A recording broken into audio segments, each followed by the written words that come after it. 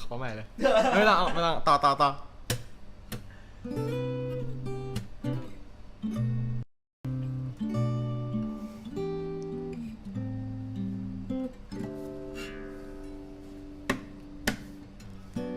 ฉันก้าวเดินขึ้นไป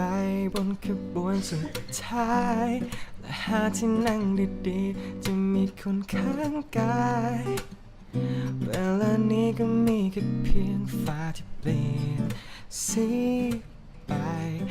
ทอดยาวเหลือเกินหัวใจรถเคลื่อนไปบนทางจนใครบางคนผ่านมาเขาคืนดันและขยับจนเกือบจะชิดหน้าตาเวลานี้ก็มีแค่เพียงเราเดินใกล้กันเกือบชิดจนสัมผัสเธอนั้นโอ้ฉันคิดว่ามันคงดีถ้าเราได้ยินห่างๆแต่ไม่ชิดจนเกินไปอาจทำให้ใจลอยไปถึงใด